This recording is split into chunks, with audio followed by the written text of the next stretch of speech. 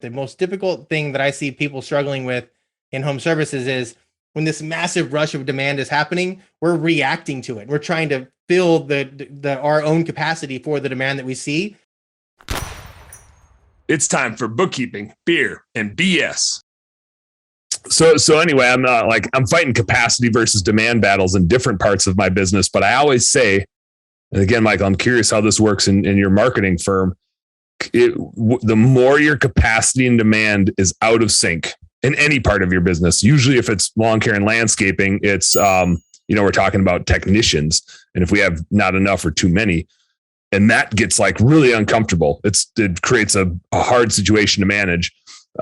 Anytime the labor force capacity and demand is different, but I usually don't think of it in terms of like my own capacity and demand or our admin team's capacity and demand, but holy smokes, if every part of my life and business isn't on like pins and needles right now, just because time is of the essence and trying to do 20 things at once, I feel the same thing. Just capacity and demand is not in equilibrium.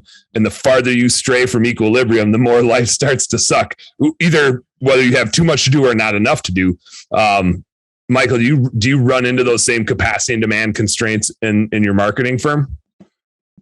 Yeah, I mean, I think every business to some degree does have capacity and demand, right? I mean, the more, you're probably the same way, the more you get out and speak, the more you're in front of people and you show your genius, the more people want to work with you, regardless of what your service is. So your company, regardless of what industry, and your company has capacity. You have organizational capacity, you have industry capacity, but you have to identify what that capacity is and then find the sweet spot of that capacity. And in spring cleaning season for a lot of cleaning companies, landscaping companies right now, it's way more demand than you have capacity. So how do you manage that? And how do you set yourself up for it? The most difficult thing that I see people struggling with in home services is when this massive rush of demand is happening, we're reacting to it. We're trying to fill our own capacity for the demand that we see. When the successful companies, the Rob Andersons of the world, they're getting their capacity set before the demand is there, so they can go from 0 to 100 as fast as possible. Because if you're reacting to the demand,